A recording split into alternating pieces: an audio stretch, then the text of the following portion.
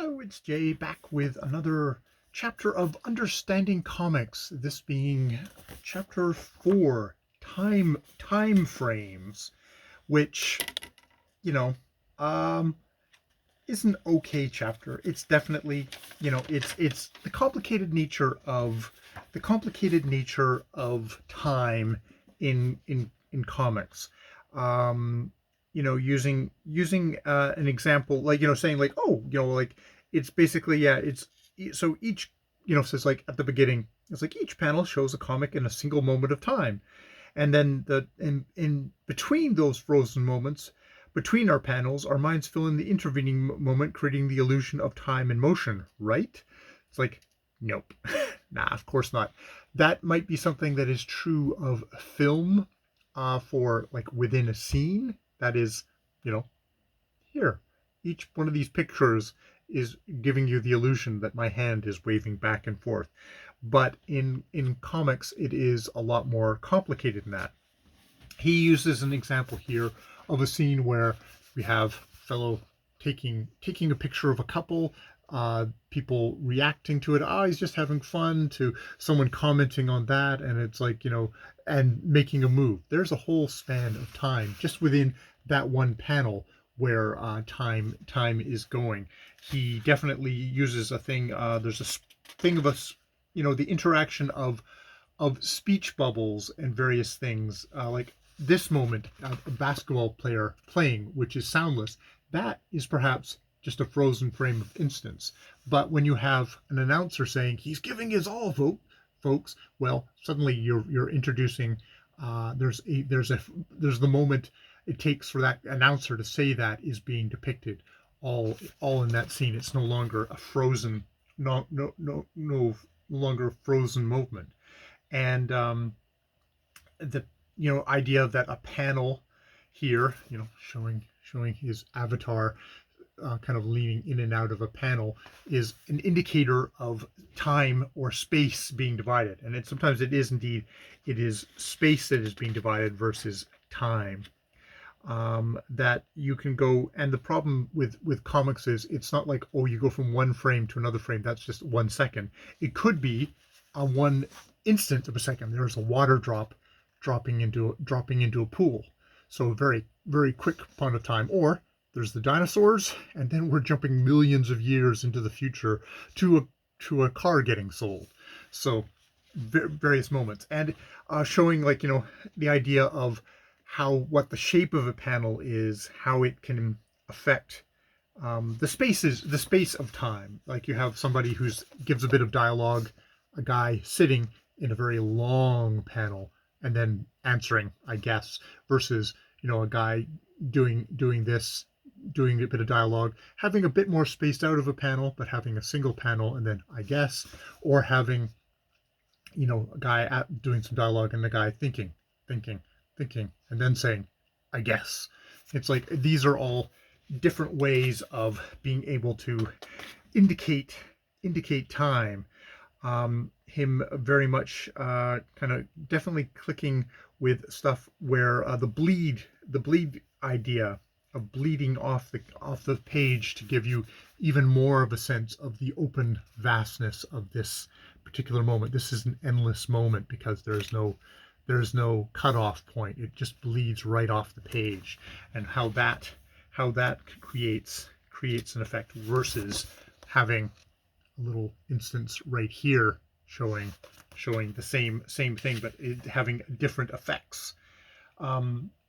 Now, and the big thing of, like, that in film and television, real life is always the now movement of, like, you're in the scene. And this panel alone represents the present, but in any panel before this last one, for instance, represents the past. But the big thing with a comic book is you flip a page and you get all these moments all at once, and as your eye travels through them, you're in the now of the narrative, but it's all still there. The past and what's coming up in the future is there, and how that also affects things. So we have, and there's the idea of also emotion, the idea of motion, which is definitely coming up at the same time in the 1900s that comics are coming up, and you have, the film stop, very famous thing of filming someone jumping, and what that does to the kind of sense of motion. And indeed, he talks about, like, a part of time is showing movement through time, movement through space.